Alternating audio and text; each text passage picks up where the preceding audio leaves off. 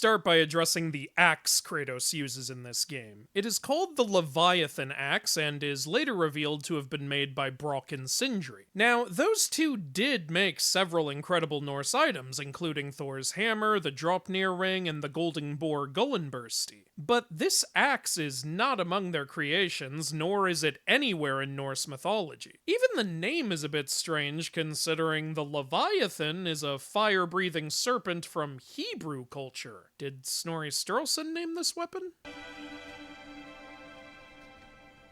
there do I see my mother. Oh, there do I see my father.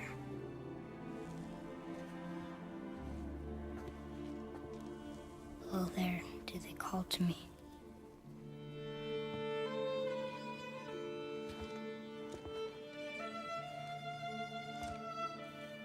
Oh, there do they call to me. That is actually a legitimate Viking prayer from a funeral witnessed by Ibn Fadlan during his travels, though that prayer also goes on to mention the beauty of the afterlife. Most people who know this quote probably know it from that movie, The 13th Warrior, but that version of it was slightly altered. Ah! My bow! No! You are not ready! Stay back!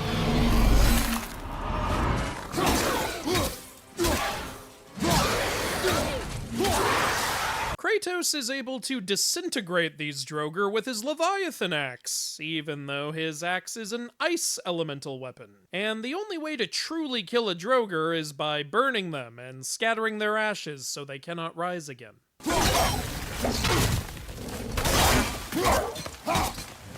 your left!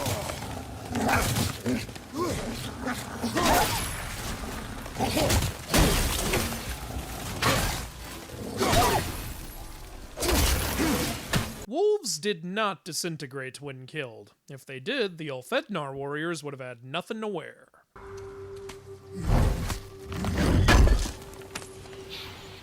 What? He can no longer use it. We can. Well, actually he probably was still using it, since the Vikings specifically buried or cremated people with items so they could bring them to the afterlife. Dude's probably in Valhalla wondering why his stuff just disappeared. Should we be in here?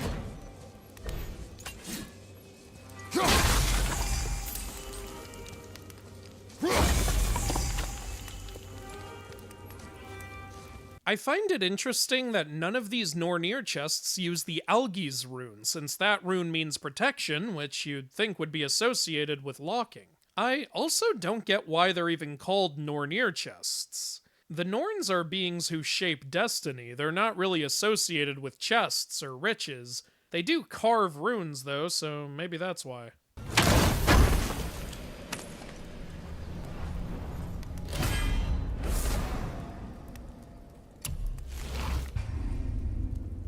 The apples of Idun are golden, not green, and eating one is supposed to restore your health and youth, yet Kratos is still rocking the old man look.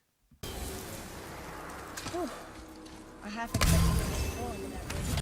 I see what you did there, but the idea of trolls under bridges originated in the Three Billy Goats Gruff Tale, which is a Norwegian story but wasn't published until 1841.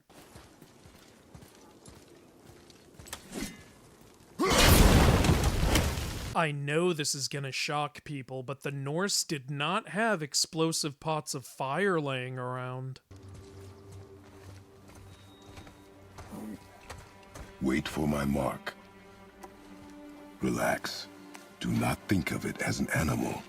It is simply a target. Clear your mind. Feet solid. This is clearly not a normal deer, but I'm not sure what magic deer it's supposed to be. We know it's not one of the stags of Yggdrasil because they appear in the next game, and we know it's not Eikthyr because he resides on the roof of Valhalla. So, no idea.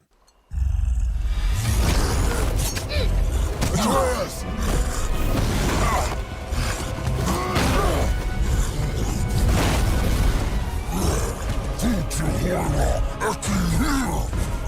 We're gonna fight that? We have no choice. The trolls in this game have various appearances depending on their environment, which is very accurate. But they also have pretty normal noses, despite Norse people very regularly depicting trolls with abnormally large noses. Also, sunlight is supposed to turn trolls to stone, yet these trolls are constantly walking around in daylight. What is that thing? The axe isn't working!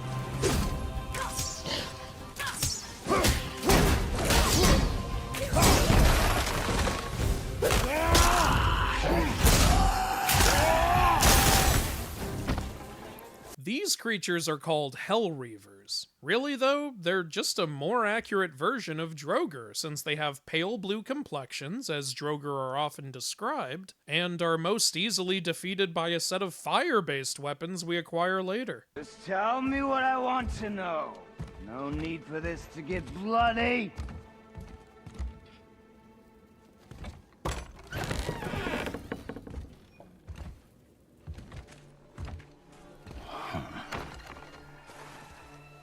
I thought you'd be bigger. You do not want this fight. Oh. I'm pretty sure I do.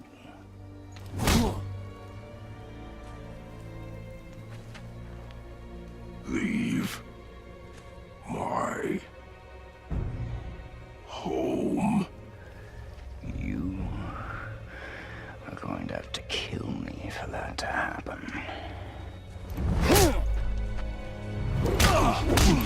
This guy is Baldur, and Baldur was revered for his incredible beauty, wisdom, and peaceful nature. Do you see the problem here?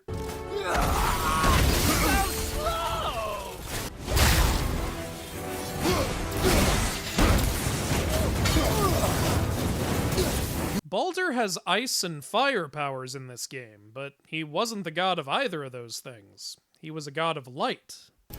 Slow and old. You should never have come to Midgard. Baldur has several cuts here, but his invincibility is supposed to prevent any living or non-living thing from even being able to pierce him. We know this because the gods would throw their weapons at him for fun and watch them all harmlessly bounce off of him.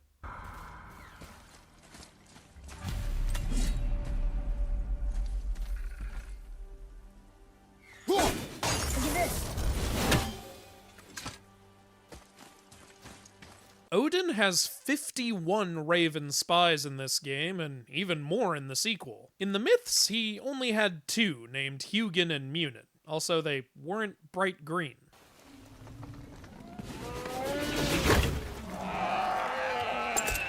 You were right. Say, you must be smart or something, boy. You're a boy, aren't you? This creature does not seem to represent any actual creature in Norse mythology, at least none that I can find. She have a name? I don't know. Rude bastard ain't ever asked mine, so ain't ever asked hers. Ah! Ha! What's yours? Brock. There is no mention of Brock or any other dwarves having blue skin. They are sometimes equated with the Dark Elves and thus may have had black skin, but still never blue. Yes, I know the reason is given in the sequel, and we'll get to that in a future vid. There's a rune in the shape of a fork under the grip. No, digger beach ya Doomberg. Aqua. That was our brand, my brother and me, before we split. I got half of it right here, see? There is also no Norse story of Brock and Sindri having a falling out.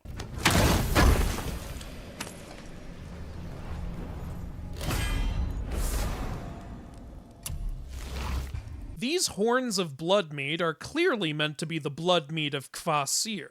The thing is, collecting them in this game increases your maximum rage. But in the myths, drinking Kvasir's mead actually makes you extremely poetic and wise. Obviously, this game should have had a poetry gauge. It would fit right in with Kratos' Greek heritage.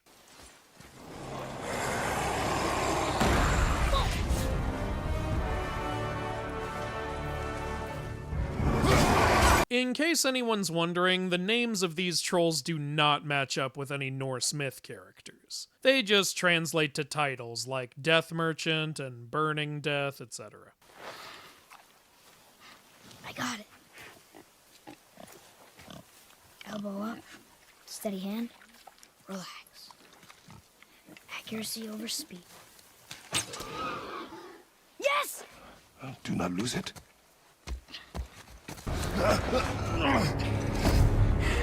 We didn't know he belonged to anyone. He doesn't. He's my friend. The boy was following my command. Then help fix this. Hold here, please. Hold, I said. He's losing blood. The last of his kind in all the realm, and you shoot him. Last of his kind? It's revealed later that this boar is Hildisvini. Hildisvini is actually a human who sometimes uses magic to disguise himself as a boar. We know he's not the last human left in Midgard, so what does she mean by this? Emily! Look! It's all right.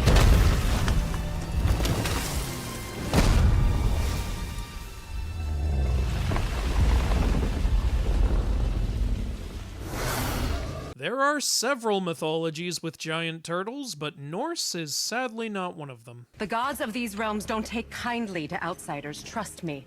I know. When they find you, and they will, they'll make things difficult. Really? They didn't seem to do much when Christianity started spreading around. Nightmare. Mom used to tell me about them. Didn't think they were actually real. Nightmares. Yeah. They give people nightmares. Or they are nightmares. I don't remember which. Scandinavian nightmares, also called mares, are creatures that come to you when you're asleep and sit on you while causing terrible fear. Basically a sleep paralysis demon. They don't attack people who are awake. Also, they typically look more like this.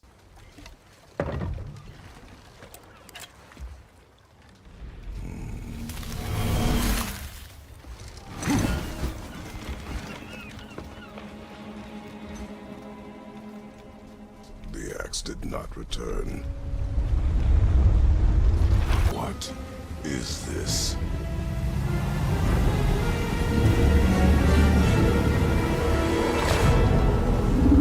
It's the world serpent.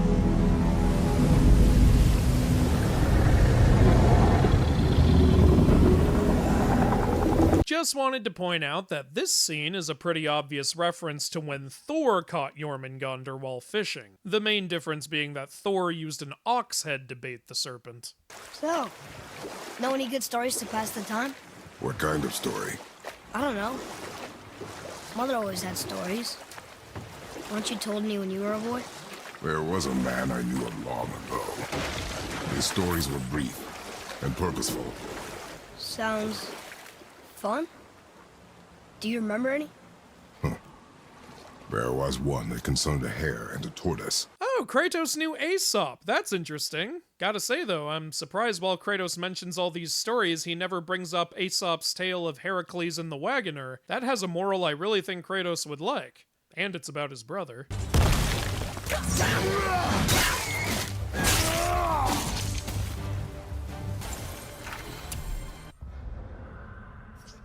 This Tatzelworm design is actually very accurate. The only somewhat strange thing is that Tatzelworms were said to be in the Alpine region, which is close to the Nordic countries but doesn't include them.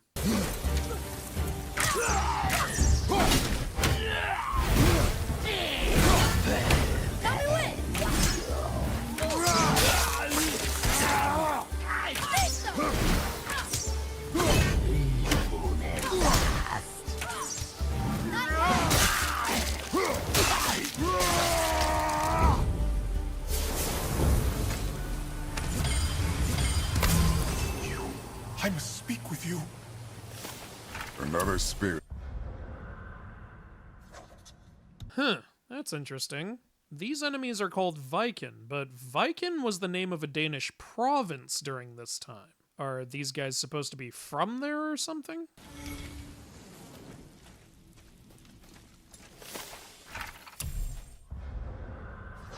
This lore says that Andvari was one of the sons of Ivaldi, which is not true. Those are a separate group of dwarves from a completely different story. In fact, their names aren't stated anywhere.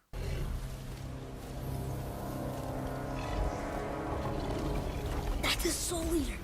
If that kills us, that's it. No Valhalla, no hell, no afterlife, ever. The only known creatures who devour souls in Norse mythology are Nidhogg and Garm. There are soul eaters who are connected to magical rocks in Hausa culture, but that's a different place entirely. We did it! I can't believe it. Believe it. You are stronger than you know. Thank you, Father. Let's see if that's the alchemist's ring. Green ray. Dwarvish inscription. The alchemist. What'd you find? You're alchemist. I'm sorry, Brock. The hand is all we could find. Still wearing the ring. Andvari's ring is supposed to be cursed to bring dire misfortune to whoever has it. Yet nothing seems to happen to Kratos, or Brock when we bring it to him. Please don't eat us. Please don't eat us. Boy, prepare yourself. Huh.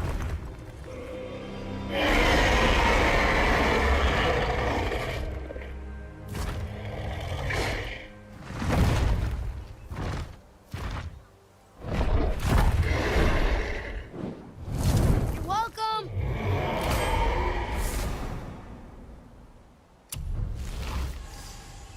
This dragon is named Otur. Otur was Fafnir's brother, and he wasn't a dragon who got captured, he was a dwarf who could shapeshift. He was actually killed by Loki while he was in the form of an otter because Loki wanted the pelt and didn't know he was actually a dwarf. I guess you could argue he shapeshifted into this form, but if that's the case, why doesn't he just shapeshift now to get out of his restraints?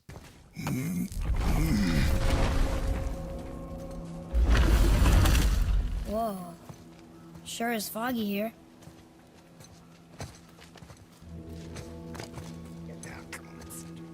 Another dwarf. Should we... No. The Norse tale of Alvis states that dwarves turn to stone if exposed to sunlight, but that doesn't seem to affect any of the dwarves in these games. Those roots. What kind of magic is that? It's Vanir. From Vanaheim? You know of it? Just stories. Mother didn't say much about the Vanir gods. Just that they're always at war with the Aesir. The Aesir and Vanir did go to war once, but only once. After that, they made peace and fought as allies during Ragnarok. Through these doors. Wait, so did the giants or the elves build Tyr's temple? All the races helped with its construction. It was the last great act of cooperation between the realms before peace disappeared for good. There is no such act of cooperation in Norse mythology.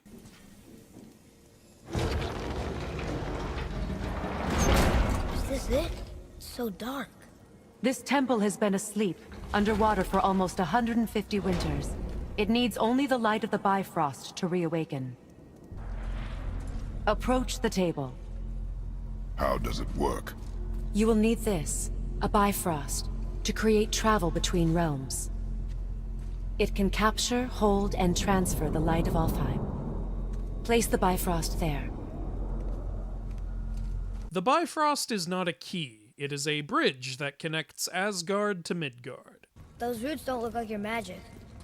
They aren't. These roots are part of the Great World Tree, and make travel between the realms possible. What now? Give it a moment. The temple needs time to wake up from its long slumber. It is from this room, and this room alone, that you will be able to cross between realms. What you see before you represents the temple in which we stand, as well as the realm towers that encircle the Lake of Nine outside. All the realms exist in the same physical space, reflections of each other. These doors, the towers outside, and the 9 realms are all intertwined and coexisting on the branches of the World Tree, separated only by the Bifrost light of Alfheim. There was not an Yggdrasil teleportation temple in Norse mythology. Yggdrasil was connected to all the realms, but the realms weren't actually all that separate from each other. It's not super specific, but we do know that some of the realms are walking distance from each other, and there are stories of Thor traveling between them just using his chariot. What does it say? Something about an eternal war for the light. I don't get it. If both sides need it, why not just share it? Greed. You will find it a common cause for war. The both sides being referred to here are light elves and dark elves. Dark elves definitely do not need the light, considering sunlight turns them to stone. You'd think they'd want to avoid it at all costs. They keep murdering the light elves. It is war. The end of one. The rope once lost.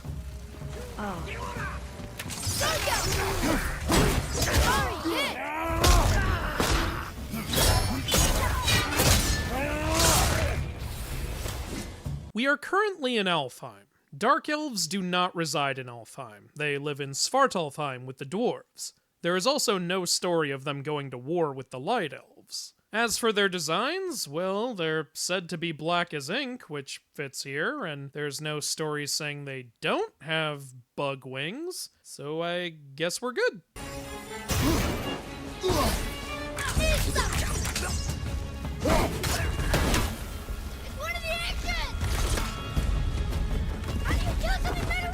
These ancients are apparently supposed to be lingering pieces of Ymir who have been around since the beginning of the world. Now, in Norse mythology, there aren't creatures specifically called ancients, but the first giants did come from Ymir's body, and there were stone giants like Hrungnir. So I guess you could say these are ancient giants who survived the Great Blood Flood after Ymir's death. Though I'm not 100% sure that was the idea, since a big theme of this game is that the giants all went into hiding and Odin can't find them, yet here's a type of giant who appears several times throughout the realms. Here, boy. Another one. This giant's a sorceress. Her name is Groa. Looks like she had visions. Did Odin kill her for her book? There is no story of Odin killing Groa. Are you injured? I'm fine. Wow. It's beautiful.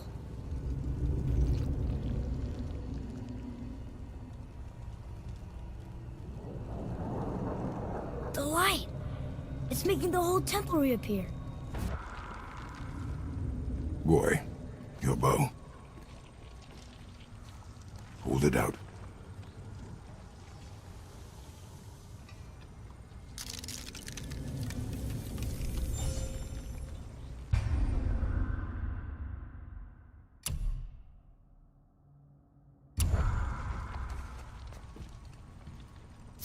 On my mark, loose your arrow into the stone.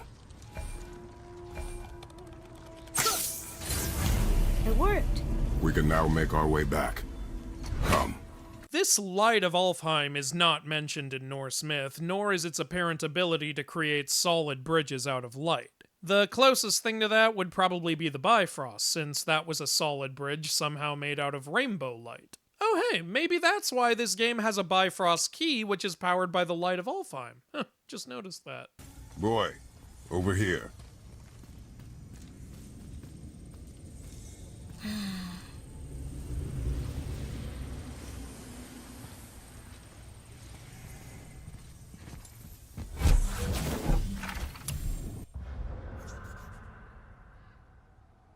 This lore states that the Light of Alfheim is also called the River of Souls. I thought perhaps this meant it was one of the 11 sacred rivers that flow throughout the realms from Thurgelmir. But those rivers are called Svol, Gunthra, Fjorm, Fimbulthul, Sleder, Hreed, Silger, Ilger, Veed, Leipter, and Gjol, none of which translate to light or soul.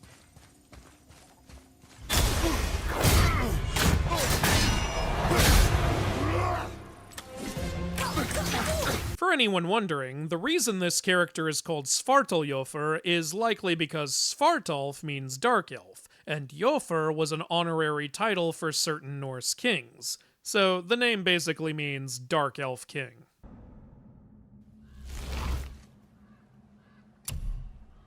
Atreus uses runic magic in this game, but in order to gain the power of the runes, Odin had to impale himself with a spear and hang from a tree for several days to prove himself worthy. How come Atreus doesn't have to do any of that? Seems a little unfair. There's an abandoned temple in Midgard that a fellow dwarf converted to his personal storeroom.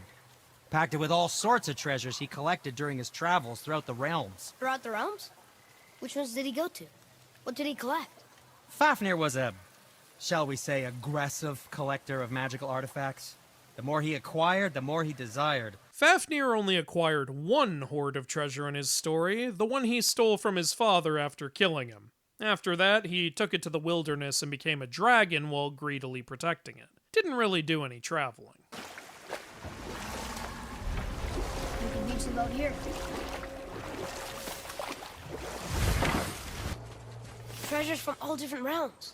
Do you think that Fafnir went to Alfheim too? I do not know. Aren't you curious? He sounds interesting. We go to the storeroom to collect anything useful for our journey, not to learn more about the dwarf. Fafnir stayed with his treasure until he was killed. We find out later that he is still alive and not with his treasure. We also found the Ring of Andvari earlier, but that's supposed to be among Fafnir's hoard. You, didn't happen to find that whetstone, perchance? We found no whetstone. This dagger belongs to the reaver who took it. They took most of the good stuff. Fafnir's hoard was found and taken by a random reaver in this game. In the myths, it was the hero Sigurd who took the treasure after slaying Fafnir. Wonder who wrote this.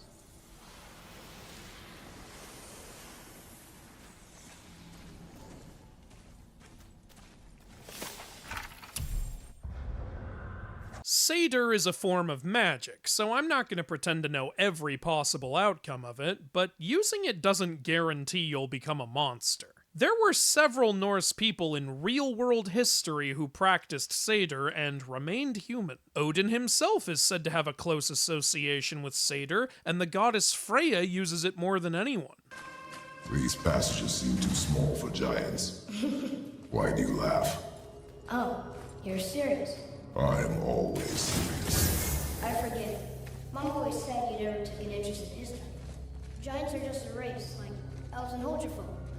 It doesn't mean they're big. What of the world serpent? Okay, in that case, giant also means big. But there's only one of them. That is 100% correct! Well done. Not everyone knows that. We made it across! Read it. Yes, sir. Oh, this is Duak, one of the 4 stags of the World Tree. He's supposed to watch the entrance to Jotunheim while the giants sleep. I couldn't find anything backing that up, but his name does mean thriving slumber, so he definitely has something to do with sleep.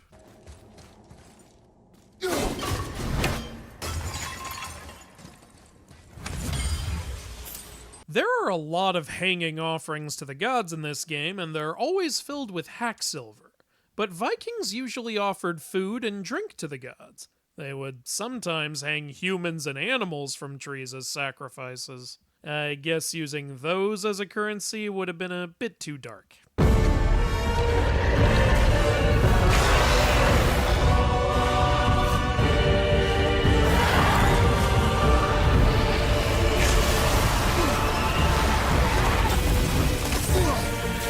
The Norse did have dragons, but there isn't any record of their dragons breathing lightning. Lightning was almost always associated with Thor. Dragons being associated with lightning storms is more of an Asian thing. The Norse did have fire-breathing dragons, though. In fact, if you don't consider the Leviathan a dragon, then the Norse had the very first fire-breathing dragon in the tale of Beowulf. Wow, we actually did it. And you! But nobody's killed a dragon for hundreds of years. Not since the grand culling of the worms. And unless I'm mistaken, you did all that for me. You are mistaken. The dragon was simply on our path, nothing more. You deny it all you want, but you saved me, and that deserves compensation. What are these? Braided mistletoe arrows, straighter than Heimdall and perfectly weighted. You know, the reason Frigg didn't bother with the mistletoe when she was collecting Hippocratic oaths from everyone and everything was because she considered it to be the most harmless looking thing in all the realms. Yet, here's a dwarf making arrows out of it, for reasons I do not know. Another one here. This one's called Emir. Mother tried to tell me this one, but I think I was too young. Are giants coming out of his armpits? I think that might be Odin stabbing him. Odin is riding Sleipnir in this picture, as evidenced by the horse's many legs, but Sleipnir wasn't even born yet when Ymir was slain. Sleipnir was mothered by Loki during the building of Asgard's wall, which was after the Vanir War, which was after Ymir's death. The rest is pretty spot on, though. They even have Ymir's six-headed son Thrudgelmir, and you can see Odin's brothers Vili and Ve. Seriously, this game does a lot right. The boy's mother is dead. She wished her... She wanted us to spread her ashes on the highest peak in all the realms. Oh, then you've come to the wrong place, little brother. The highest peak in all the realms is not here in Midgard. It's in Jotunheim, realm of the giants. Really? Because every image, map, or mention I can find of the 9 realms seem to have Asgard as the highest one. I mean, technically, Hraesvelgur's perch would be higher, but that's outside the realms. Who are you? Me?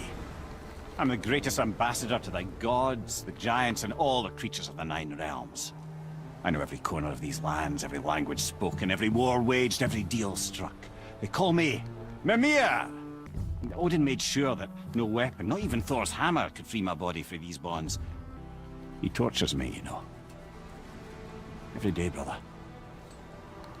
Odin himself sees to it personally, and believe me, there is no end to his creativity. Odin and Mimir never had a falling out. They remained allies even after Mimir was decapitated. Also, Mimir was never said to have horns, and he never lost one of his eyes. We're going to Jotunheim, right? It's your best and only move from a tactical standpoint. It's the one place the man who cannot be killed won't follow you. What do we do? Yes! First, you need to cut off my head. Wait, what? Very well. Oh, I can't watch this. I'm going to cut off your head now. Fair enough. That's not how Mimir lost his head. After the Aesir-Vanir War, both sides exchanged a few gods as peace offerings. The Aesir sent Mimir and Honir to Vanaheim. Mimir was smart, and Honir was good-looking. But when Mimir wasn't around, Honir never knew what to say. So the Vanir felt cheated and chopped off Mimir's head in anger. Wait. Where did you get those? The arrows. Give them to me, now. They were a gift. Do as she says, boy. These arrows are dangerous. They're wicked. You find any more, you destroy them, understand? Do you understand? Say it! I understand. If I see them, I'll destroy them. It's all I ask. Forgive me. If you're worried about the mistletoe now, why don't you just make it promise not to hurt your son like you did with everything else? Now, what's this about a head? He claimed you could revive him. Me? Are you sure you heard him right? Take him to the table. Pamela. It's been a long time since I've practiced the old magic. Now, hold his head under the water and don't let go. I mean it. That's enough.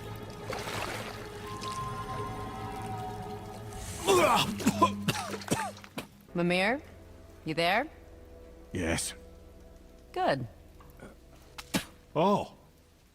Hello, Freya. Been a long time. It was actually Odin who revived Mimir's head using magic and herbs, and after he did, Mimir was either taken to a sacred well or stayed with Odin as his advisor. You look well. What I did for them. As far as I'm concerned, death suits you better. I'd bow if I could, Your Majesty. Forgive me. Had I known the witch in the woods was Freya herself, I never would have suggested this. Freya? The goddess Freya?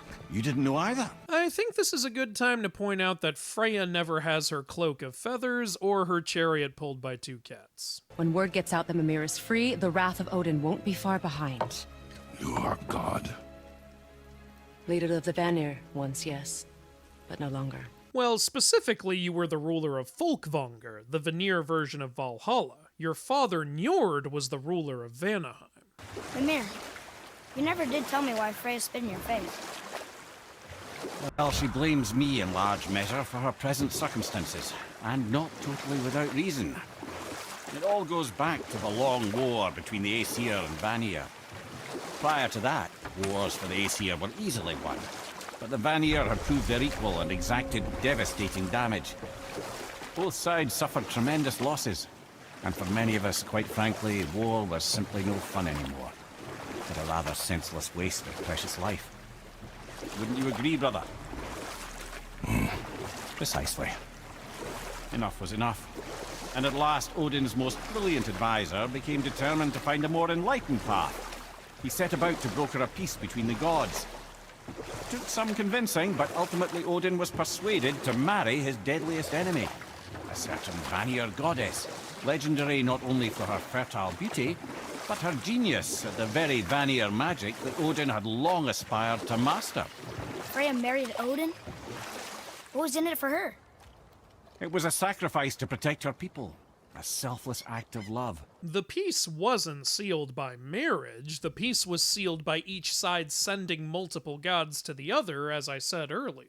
The Vanir didn't just send Freya, they also sent Freyr and Njord. Talk to this here ring. What? I can't hear thoughts from rings, Brock. It's talking to me! It's Andvari! Ha! Knew it. He says he went to the Velnder mines to observe his mistake, but then the Soul Eater attacked, so as he was being ripped apart, he cast a spell that removed his soul and put it in this ring. Andvari's ring, along with his other riches, were stolen from him by Loki. Andvari did eventually recover his riches, but the one thing he never found was the ring, so he wouldn't have had it with him when he died. Okay, that's going in the journal.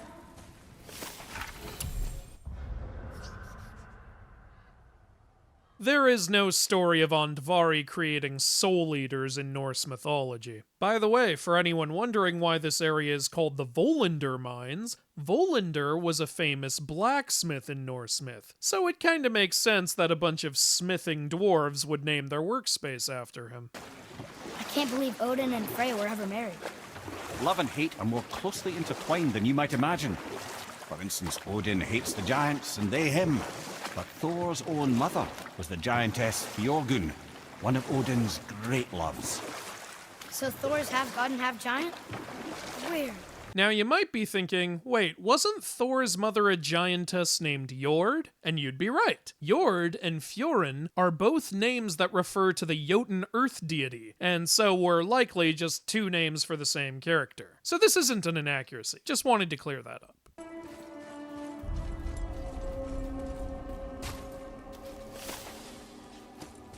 The Valkyries lived in Valhalla, so not sure why their official council would be in Midgard. Okay, obviously the marriage to Odin didn't last. There is no story of Odin and his wife breaking up. Wow, it's like there was an entire city under the water. Aye, lad. A forgotten city. What was it called? Well, I forgot. There's something down there. I wonder if this underwater city is supposed to be the land of the sea god Aegir, especially since Aegir's halls were lined with gold, and we keep finding Aegir's gold in these very waters. If that is the case, how could Mimir have possibly forgotten it? Aegir had regular feasts that all the gods were invited to, and served the greatest ale in all the realms. Come on, Mimir, have a little appreciation. Or did you have a little too much ale to remember? Probably that. Mimir, there was a shrine about a giant lady with lots of books and visions. Ah, that would be Groa, the Knowledge Keeper.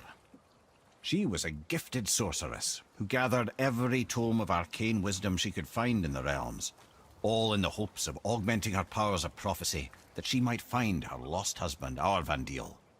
But it was not her husband she would glimpse in her visions, for it was Groa, seeing longer and farther than any before or since, who witnessed Ragnarok, the end and the beginning. When Odin caught word of her ultimate prophecy, he maneuvered to obtain her knowledge and hoard it for himself. Groa knew Odin as a long-time patron of her services, and so she welcomed him into her library as a friend. Odin is told the prophecy of Ragnarok by an unnamed seeress in the myths. Groa is also a seeress, but the gods only go to her at the end of the tale of Hrungnir to try to get pieces of flint out of Thor's head. What she did not know is that Odin himself was behind her husband's disappearance, having used his enchantments to conceal his death at Thor's hands from her sight. Also, Thor didn't kill her husband. He actually saved Orvandil's life while traveling with him by snapping off his frostbitten toe and tossing it into the sky. Ah, Fafnir. I always wondered what became of him. Wait, Fafnir? Like, Fafnir's storeroom Fafnir? The very one. But Sindri said he was a dwarf. He was. And now he's a dragon. Funny how life works, isn't it?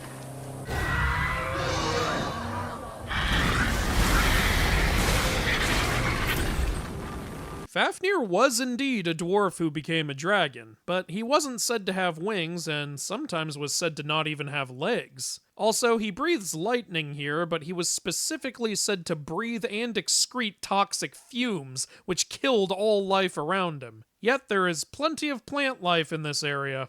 Also, he was never captured. Sigurd tracked him down and killed him with the help of Fafnir's brother. You never answered the boy's question, Head. How did this dwarf become a dragon? I don't know for certain, though I'd wager his penchant for stealing magical artifacts had something to do with it. Must have stolen a trinket from the wrong Vanir goddess. You're close. Fafnir killed his father and stole his treasure hoard, which included Andvari's cursed ring. The curse was what transformed him into a dragon. No Vanir goddesses were involved.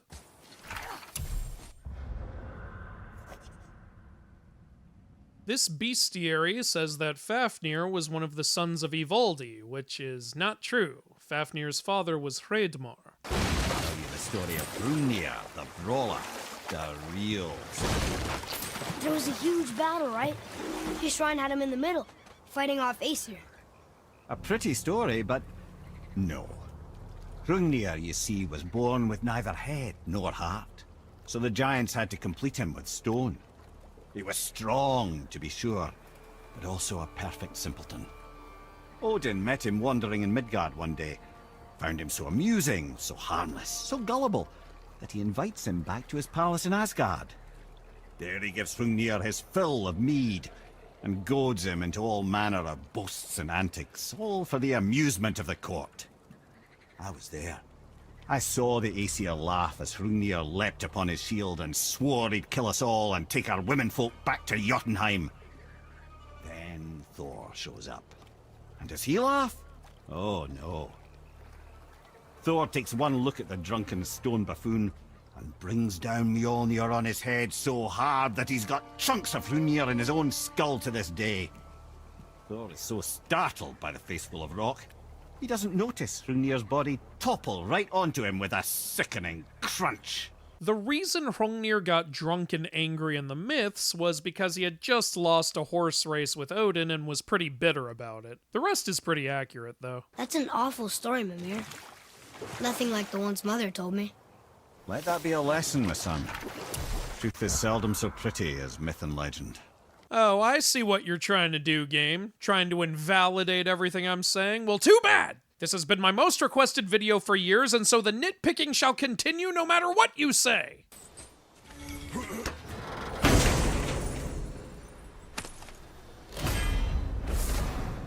Ymir's breath is the wind itself, not an axe pommel. I guess you could say it's not literal, it's just a name choice. But to that I would say, shut up. Mimir, why don't you tell us the story of the giant that stole Thor's hammer? Happily, my boy. It involves your friend Freya, too, though I don't expect it's one she'd enjoy being reminded of. The giant was called Thrym, and he proved cunning enough to make off with Mjolnir while the Thunder Lummox slept. Sadly for Thrym, he didn't always think with his brain. Though he had robbed the greatest giant killer of his greatest weapon, he offered to trade it back to the Aesir in exchange for Freya as his bride. Now, at this point, Freya was married to Odin, and Odin, frankly, would have traded her for a sufficiently strong mead, but he saw an opportunity here. Thrym's palace was in Jotunheim, and only giants know the way. By agreeing to the marriage, they'd have to escort Freya back to their realm. So, Odin coerced Freya into using her Seithr magics to conceal Thor, so he could sneak along with her and infiltrate Jotunheim. It wasn't Freya who escorted Thor to the wedding, it was Loki. And he wasn't concealed by magic, Thor was disguised as Freya by wearing a wedding dress and veil. Yes, the giants were stupid enough to fall for that. Also, the Aesir didn't use the deception to find Jotunheim, they were just trying to find Thor's hammer. The Aesir pretty much always knew how to get to Jotunheim. Thor traveled there several times. A wolver! A dangerous beast. We will take him down together. Wolvers were from Scottish folklore, and they were said to be creatures who didn't bother you if you didn't bother them. They actually spend most of their time fishing, and there are some stories of wolvers leaving fish on the windowsills of poor families. I'd hardly call that a dangerous beast. This bestiary compares wolvers to berserkers. What's interesting, though, is there actually are wolf-wearing versions of berserkers, the Elfednar I mentioned earlier. What can you tell me about that giant lady with the bow? She was called Skadi, Queen of the Hunt. Her father was Thiazi, who could take the shape of any wild creature, and taught Skadi how to hunt them all. From the ribs of pack beasts, she fashioned second feet, allowing her to glide upon the snow so no animal could evade her. She became a huntress beyond compare, even to any god. Odin himself wanted her for his bride, believing she would bear him strong sons. But she spurned his affections, and for that insult, Odin vowed revenge. It was put forth that the Aesir were plagued by an eagle who would steal the precious golden apples of Idun. Not even the finest archer among the gods could bring it down. Odin knew that Skadi could not resist the temptation to prove herself superior, and so she joined the hunt. Skadi tracked the eagle as it flew where she alone could glide, and loosed an arrow from her unerring bow. When she collected her quarry, she found no eagle at all, but her own father, poor Thiazi, slain by his own daughter. She was overcome with grief and shame, for there is nothing nature so reviles as a child who kills their parent. Skadi succumbed to her fate as winter's blanket fell, holding her father as the mountain held her in an embrace to last eternity. Odin never tried to court Skadi. Thiazi was killed by the Aesir after they rescued Idun from him and he tried to take her back. Skadi was angry about his death, but the gods made peace with her by putting her father's eyes in the sky to watch over her and giving her the god Njord as a husband. Loki also tied his balls to a goat to make her laugh. This lore states that practicing Seidr magic was considered deeply shameful. The only known times anyone was shamed for using Seidr was when men used it, because some people considered it an unmanly magic, though this is something people debate. There was a story called the Lokasena where Loki criticizes some of the gods for using Seidr, but given what's revealed later, I doubt that story is canon in this game.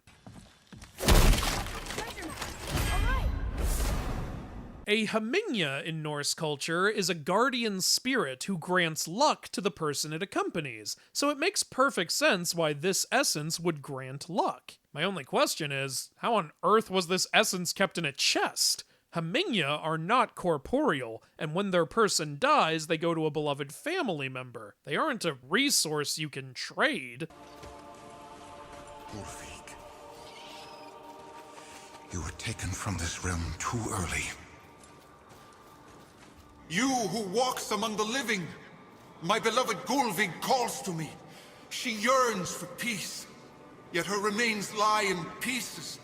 I beg of you, make my Gulvig whole again. You want us to collect her bones? Gross. Gulvig's Seidr magic knows no bounds. She can reunite you with those you've lost. Really? How? Boy, I can smell your grief, child. Rest assured, her magic is strong enough to create bridges between life and death, if only for a short while. Gulvig is a character in Norse mythology who was speared by the Aesir and burned 3 times, yet was also reborn 3 times. The poem doesn't specify how. However, she was killed in the halls of Odin in Asgard, so not sure why her remains would be in Midgard. The poem also states that when she was called to people's homes to perform magic, she was called Heider. Since this guy is offering her magical services, you'd think he'd be using her business name.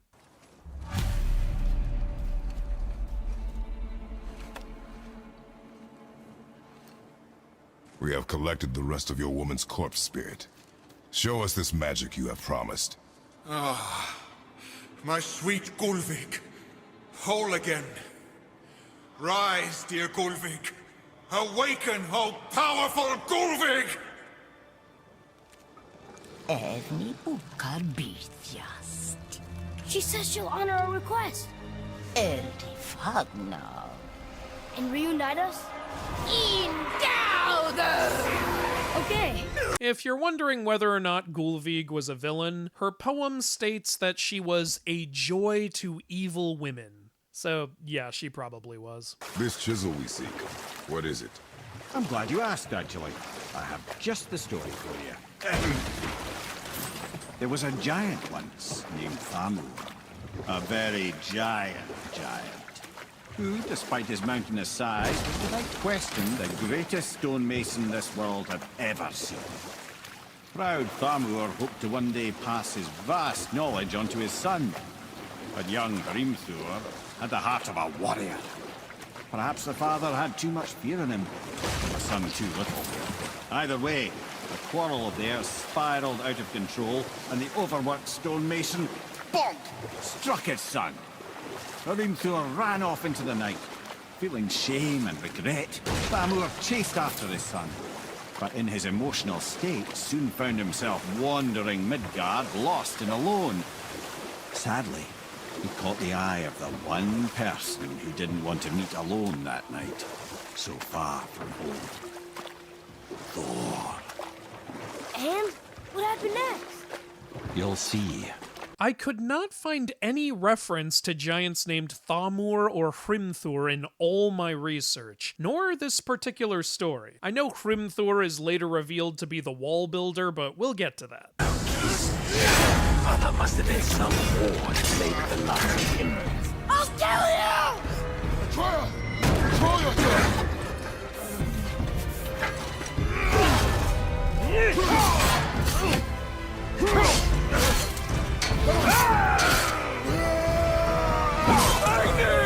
Magni does not die before Ragnarok, or even during Ragnarok for that matter. He and Modi are supposed to be some of the only gods who survive the entirety of Norse mythology. No! How did you... You have no idea. You son of a bitch! Modi's name translates to mighty or brave, and right now he's not representing that very well. Look here, another. Ah, you know this one, don't you? It's Thamur, the giant stonemason. Is he building a wall around Jotunheim? It was to be his masterwork. He only wanted to protect his people. Too bad the first part got burned.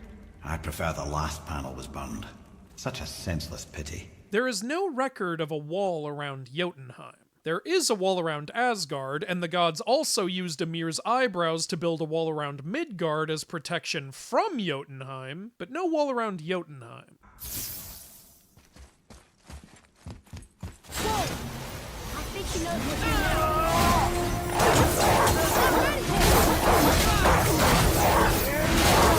Interesting how we're battling the Valkyrie Gunnar here, considering Gunnar was a Valkyrie who was believed to be able to decide the outcomes of battles. If she remembers she has that ability, we're screwed.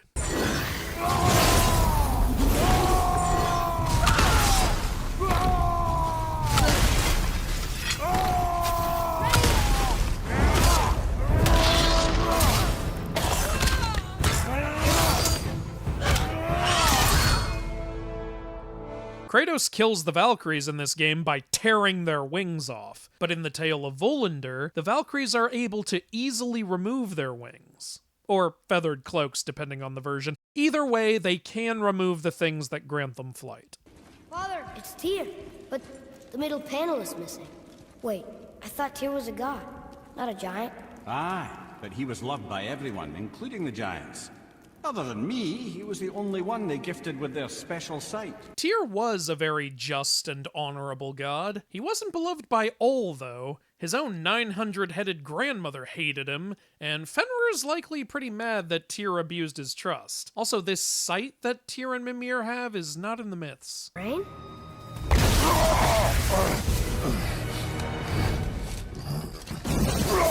You ruined everything! I earned that fucking hammer! But now, everyone's gonna think I only got it, because Magni's gone! The giant Vafthrudnir actually foretold that Magni and Modi would both inherit Mjolnir after Thor's death and wield it together. Don't see that happening here, though.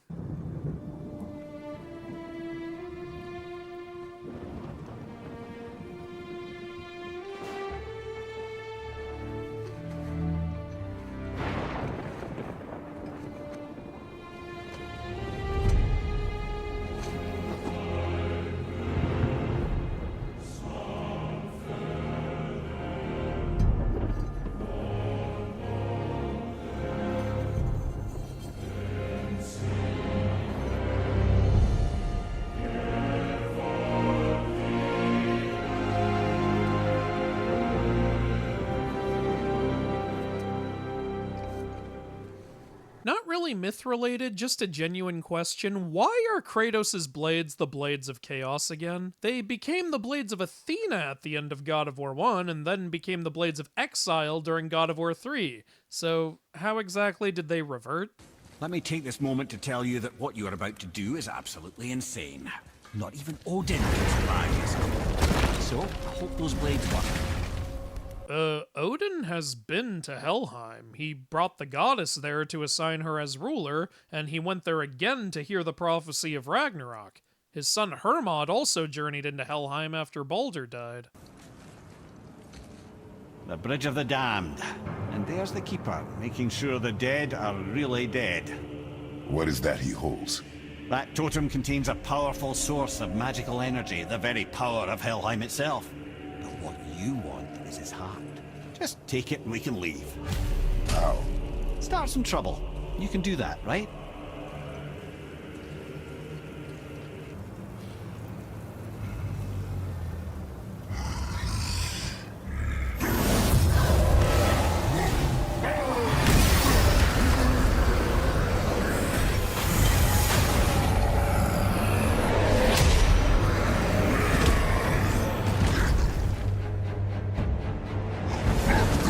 There actually is a bridge in Helheim with a guardian, but in the myths, the guardian is a female giant named Modgud, whereas this guardian is a male troll named Matugur.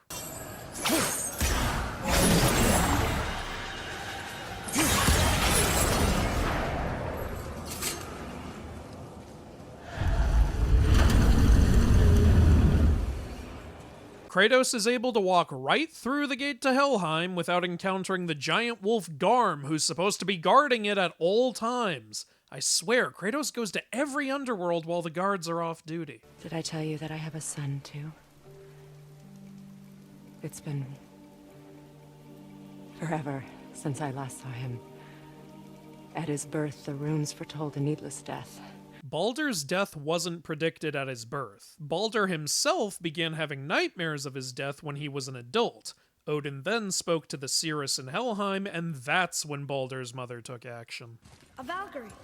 We have to save her. Think before you act. Are we prepared to face such a powerful foe? I'm ready if you are. Aye, same here. If that counts for anything.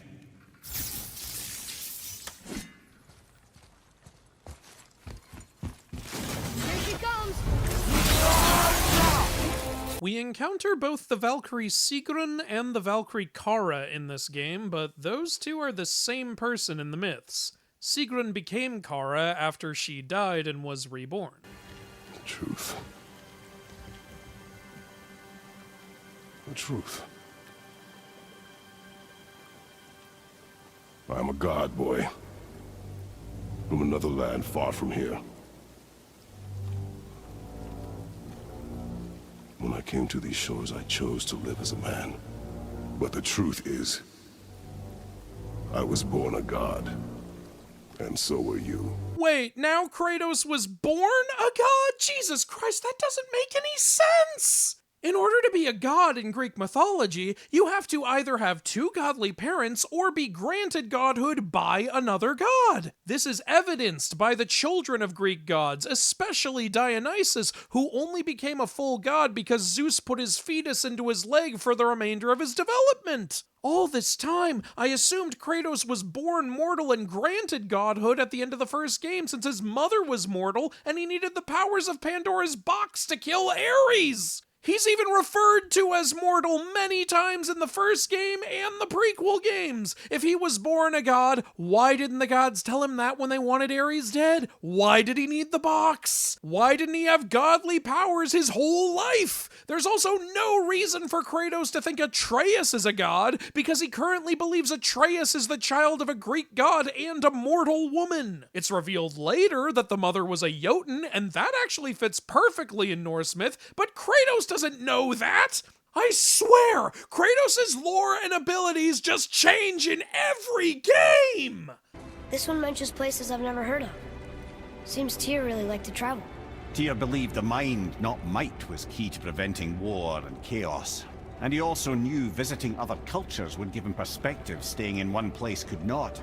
There aren't specifically stories of Tyr visiting these lands, but Tyr was the god of heroic endeavors, and the Vikings are known to have visited Asia, Africa, and the Americas. So you could technically argue that Tyr did go to these places because the Vikings brought their faith in Tyr with them.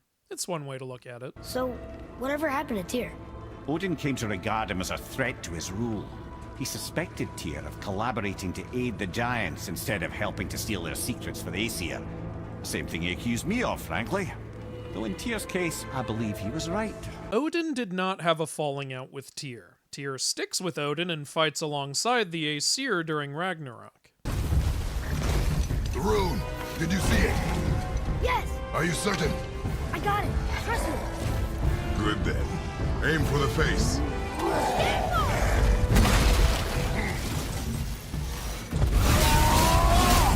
These two trolls are both named Grendel. There was a troll named Grendel in Norse culture, but only one, and he wasn't fire or frost fueled. His anger was actually unleashed at the sound of music, so I guess we can blame Bear McCreary for setting these two off.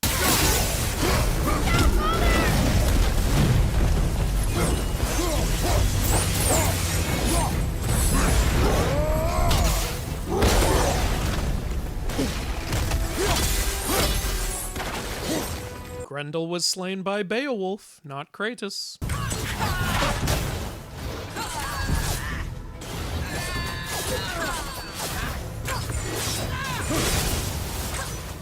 Geirdriefel's name translates to spear flinger, yet here she wields a scythe and flings feathers. No sign of spears. Somebody made them this way. Who? And why? I wouldn't want to speculate. You know something. I'm Mimir, the smartest man alive. I know many things. Head. Sigrun, the queen of the Valkyries. She would have that power. The last time I saw her, she was corporeal herself. She came to visit me long after I'd been imprisoned by Odin. Why? Well, we had history, I guess you could say. Like, romantic history? Ah, lad, you're making me blush. Sigrun was never queen of the Valkyries. That was always Freya. And the man Sigrun loved was named Helgi Hundingsbane. Thor, blame me. Me. For what you did to Magni.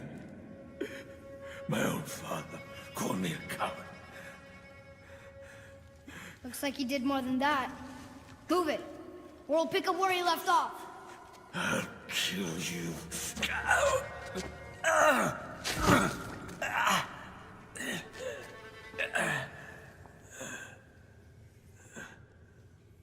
No. He is beaten. Not worth killing. He should pay for what he said about Mother. I said no. But we're gods. We can do whatever we want. That's what I said to your mother, right before I gave it to her. What are you doing? This is a much better knife than Mother's.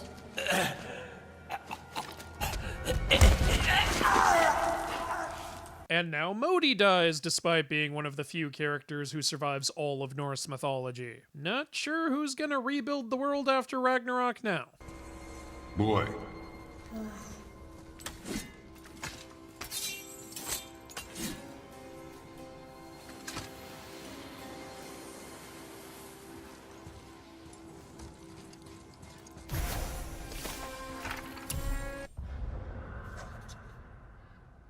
This lore states that Thor's mother was killed, possibly by Thor, but there is no mention of Fiorin's death in the myths. Wow, it's cold. This is hell? Not just hell. Worst place in hell you could have put us. Really? I'm gonna have to disagree with you, Mimir. I think it'd be much worse to land in the area where Nidhogg devours the dead, or to land in the river Gjöll and be flushed away into the void of Ginnungagap. I would never Stay out of sight. Listen. You had no right. I had every right. I am your mother. You had no right, witch. I can't taste. I can't smell. I can't even feel the temperature of this room.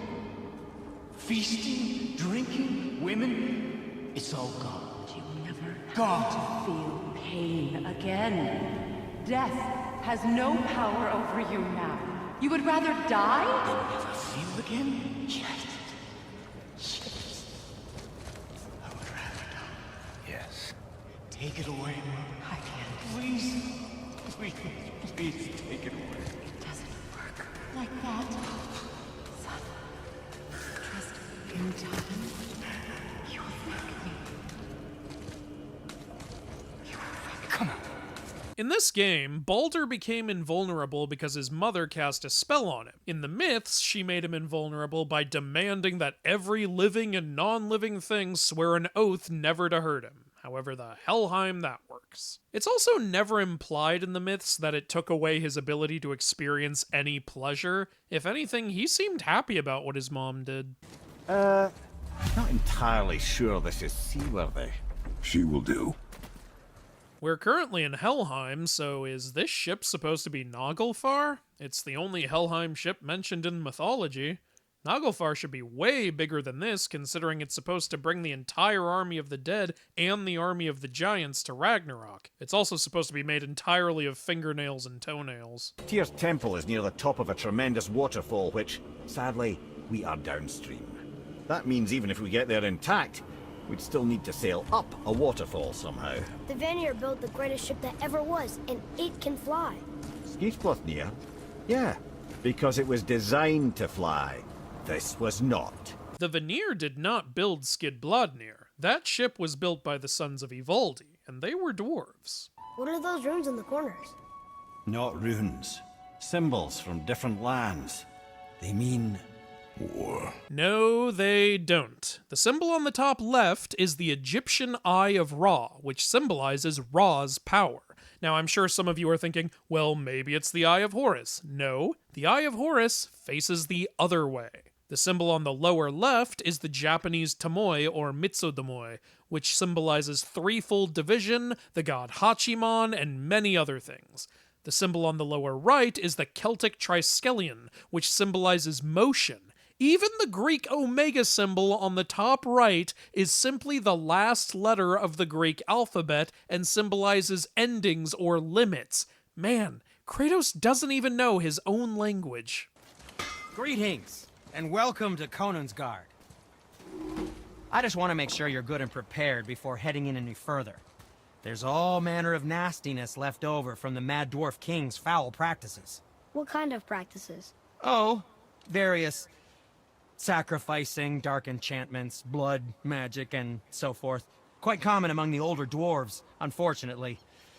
Old habits are hard to break. In this game, Motsognir was an evil dwarf king who basically did every manner of evil thing. In the myths, Motsognir was the first of the dwarves and came to be known as either ruler of dwarves or lord of dwarves, and that's it. There doesn't seem to be anything else on him. Moving on. There he is. Or... Are these boy or girl dragons? I do not know. There are a few ways to find out, but they're rather messy. I guess it doesn't matter. This dragon is named Regan. Regan was Fafnir's other brother and was never a dragon or even a shapeshifter. Regan was always a dwarf. It seems the developers found the story of Fafnir, then found out he had two brothers and decided, let's just make them all dragons. Fafnir was a dragon, so why not?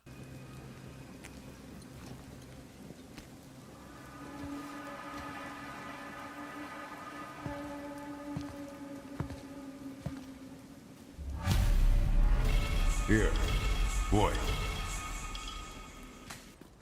The things you pulled from him. Those must be the 3 mythical ingredients Brock was talking about. I can say with utmost certainty that I've never laid eye on a stranger set of objects in my life. How are Brock and Sindri supposed to build with... whatever they are? Don't count the dwarves out, lad. They're right pricks, but they're resourceful. They once made an unbreakable chain out of little more than a cat's footstep and bird spit. That doesn't even make sense. Well, that's the legend. If you wanted sense, you shouldn't be talking to a severed head. This is such a great reference to how dwarves build using intangible things in Norse mythology. However, the unbreakable chain Mimir is referring to wasn't a chain at all. It was a golden string called Gleipnir. It was specifically created because the strongest chains weren't enough to restrain Fenrir. Wonder who wrote this.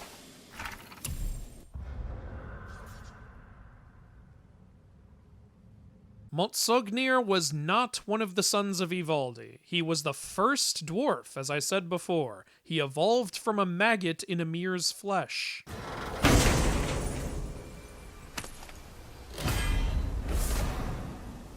Funny how this is called a Prometheus flame, since technically every flame on Earth came from Prometheus in Greek myth. He's the reason people have fire at all. I'm confused.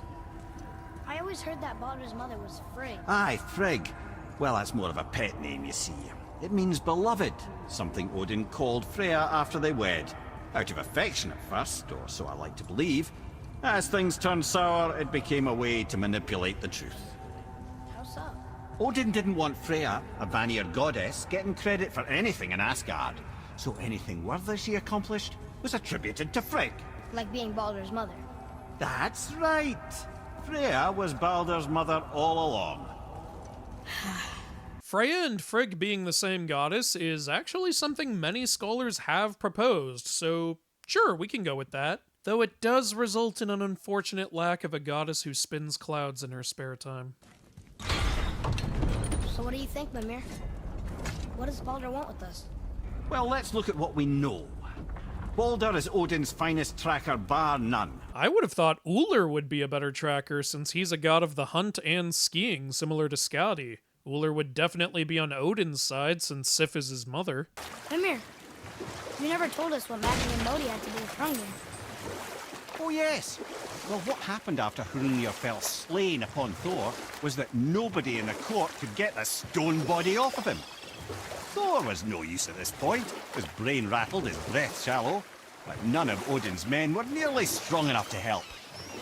Then enter little Magni and Modi, no taller than shrubs.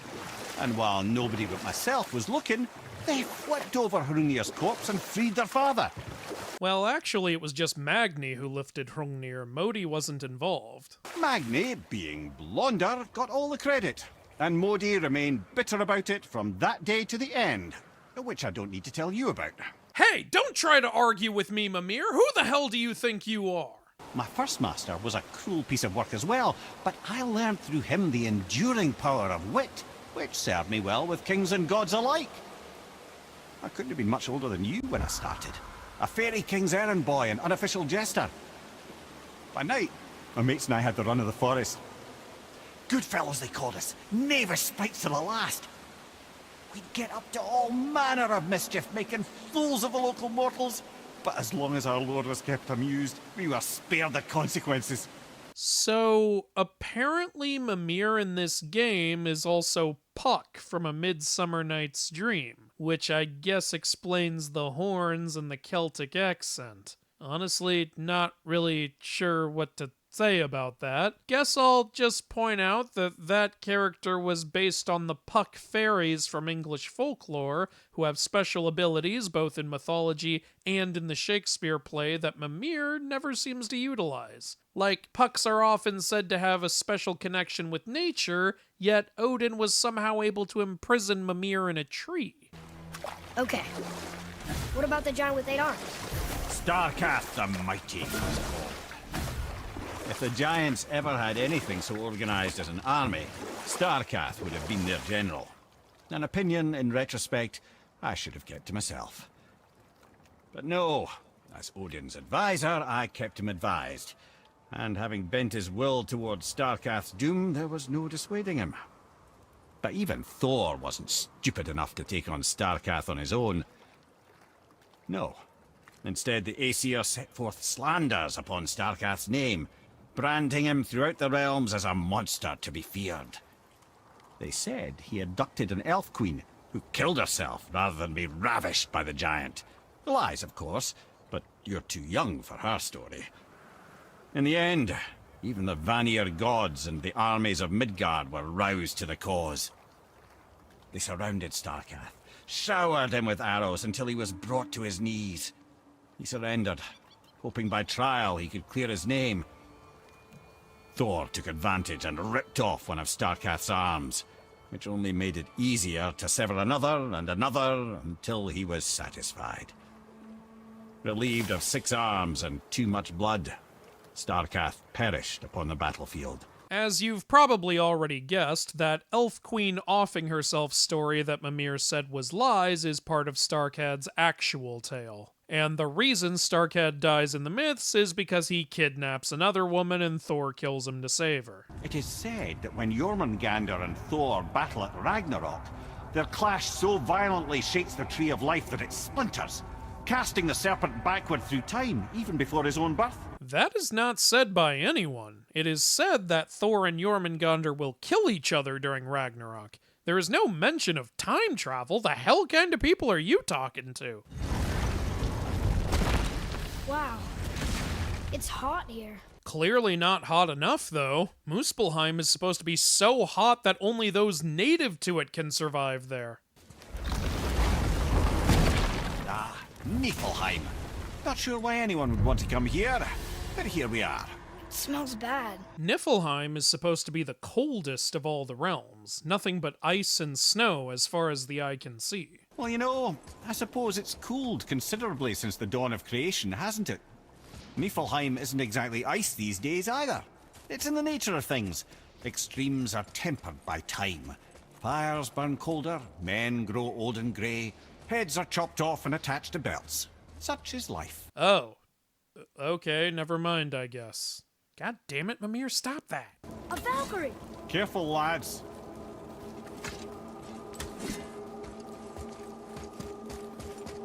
Here we go! Ready yourself. Gondul's name translates to wand wielder. I see no wand. Oh, wait, there it is. Wow, that's some amazing attention to detail. Assuming it was intentional. I choose to assume it was. Is that what I think it is? Useless armor? Useless! Oh, ye of little faith, this armor was worn by Ivaldi himself. Sure, it's seen better days, but I can restore it with more mist echoes. And it'll help with the effects of Ivaldi's curse. Ivaldi is a character we have absolutely no information on. There's a story about his sons, but not him specifically, so I can't really comment about him or his workshop here.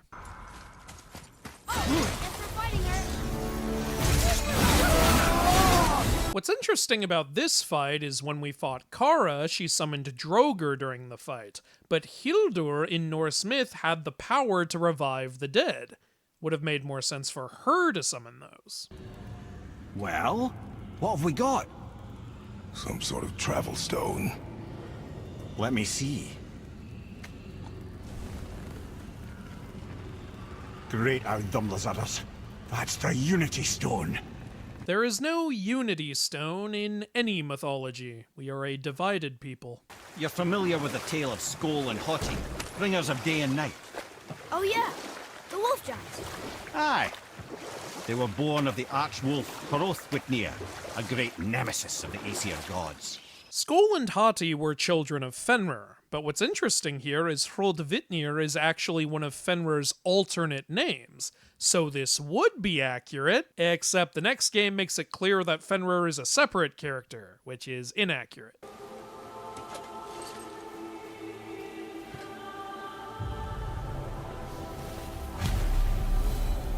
Ah, Gondul.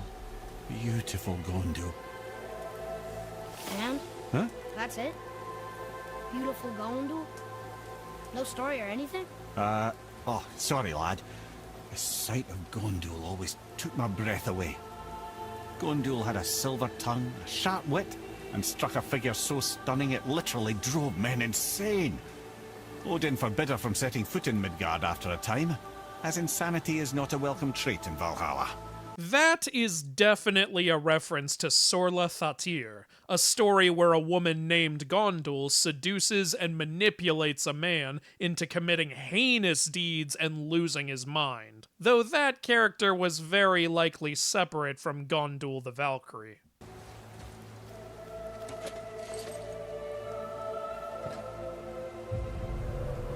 Whoa, you're back. Man, who is she? Gunnar, Mistress of War. This is none other than Geirdrifo, the Master of Arms in Valhalla, responsible for arming and training Odin's Einherjar. This, my friends, is Kara. Now, Valkyries are volatile by nature, but Kara, the lass is wild storm personified. Hellwalkers. That's right. Rota, Gunnar, Skuld. Without them to clean up the aftermath of battle, hell overflows with souls meant for Valhalla. Ah, here we have Air, the healer. Okay, take a moment to appreciate just how well-researched all of Mimir's Valkyrie descriptions are. From Gunnar being war-focused, to Eir being a healer, to Rota being friends with Gunnar and Skuld, to Kara being associated with storms, etc. You have saved the Valkyries. Sigrun, how did this happen? Mimir, is that you? You have been freed, but... Freedom comes at a price, milady. You speak truly. Countless winters we serve the All-Father. But only through his union to the Queen did we ever taste some measure of freedom. But aren't you the queen? There has only been one Queen of the Valkyries, the goddess Freya. Oh, cool. Thanks for validating what I said earlier. See, game, even your own characters agree with me sometimes. You sure this is a good idea? No.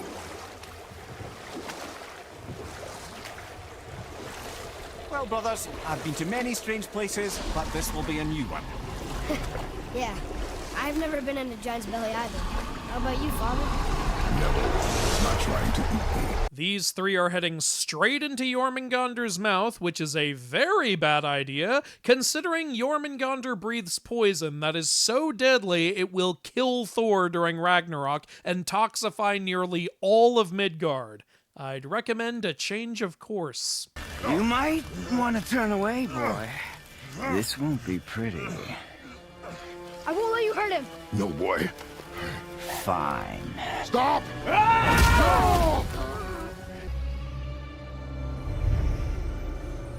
What is this?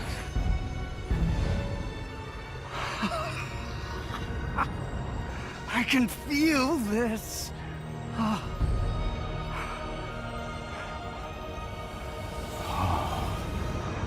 can feel everything. He's vulnerable now? That arrow! Baldur punched the mistletoe? In the quiver strap, yes. Mistletoe harmed him. Freya said it was wicked. He's more than harmed. The spell is broken. He can be killed. I'm certain of it. Here, mistletoe makes Baldur vulnerable. In the myth, it killed him instantly.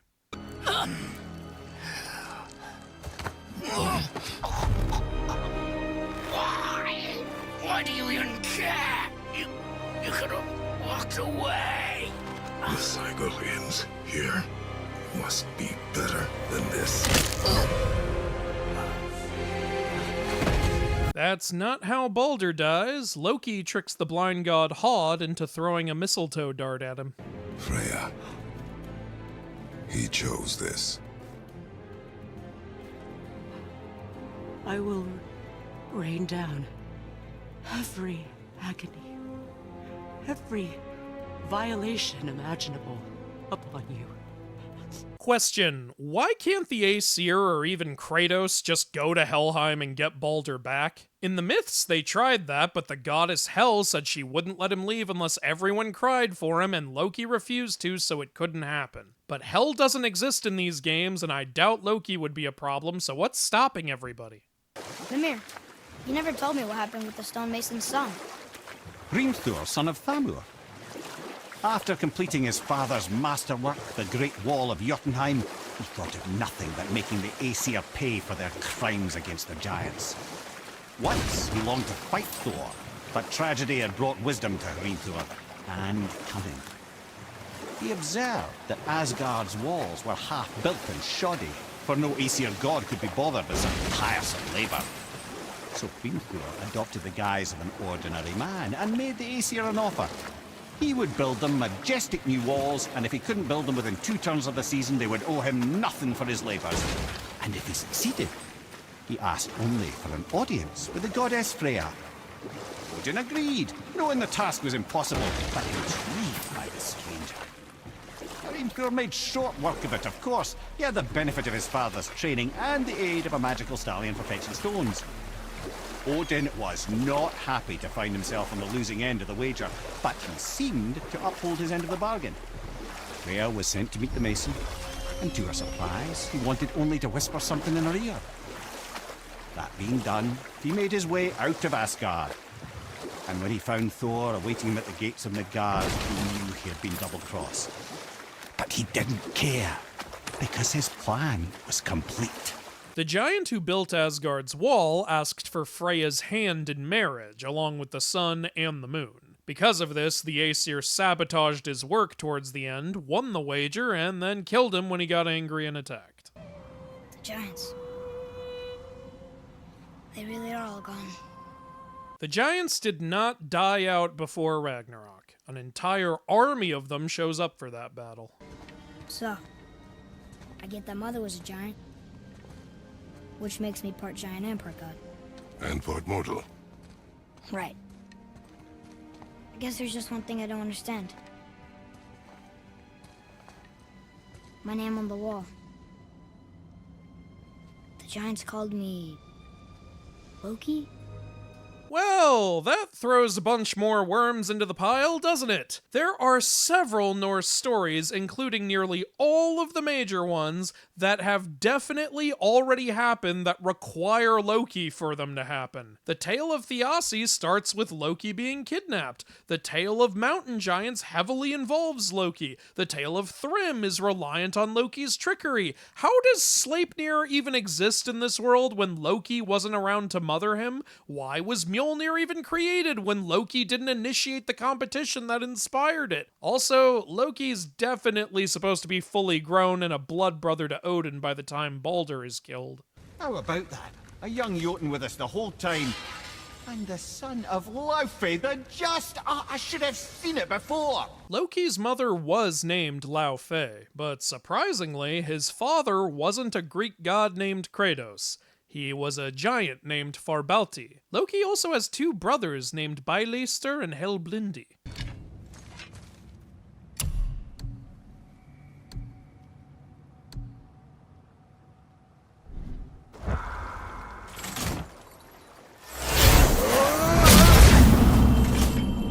I know this is gonna shock people, but there were actually no Avengers-style Infinity Gauntlets in Norse mythology.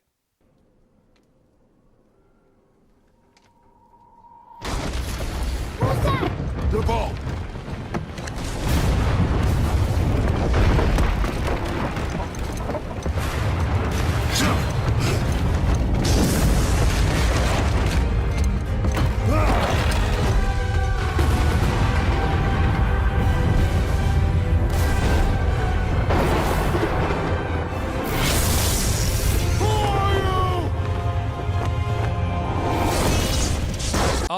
I've gotta compliment that Mjolnir design. It's much more accurate than what I usually see in media. Question though, why is the handle still short if Loki never turned into a fly and sabotaged Brock and Sindri while they were making it?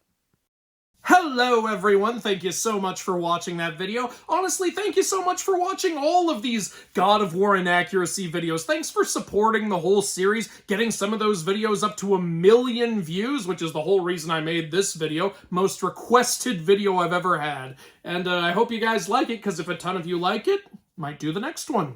But obviously this series wouldn't have been possible without the incredible and dedicated people on Patreon. People like Evil Angel, Lilith Jade Vaughn, Gilda Ramos, Zach Horgan, Matthew Owen, Miyaka041, Orcus Bichot, Shadow Slaughter, Soaring Rock, Adam Whaley, Declan Benoln, Gwyn016, Man-Eating Mare, Oplin, Zaggard, AC Stevens 08, Air Tank 58, Average Brexit Geezer, Kane Kendrick, CJ the Boy, Damian Fireheart, Dario, Dawid Ribarzik, Edgar Elijah Vixena, Feel the Wrath, Farsha, Forgetful Dragon, Garrett Peterson, Gavin Lothar, Geelys, Habalon, James H., Jeff Jeffington, Jeremy Sunday, John Kratos, Cade, Carrie692, Kevin, Lassie Ehrenreich, Machamp, Marco Gonzalez, Maria Potter, Quick to Adjust, Saint Wolfman, Seth Martin, Sherman, Sheepka, Sunsinger, and The Jesus.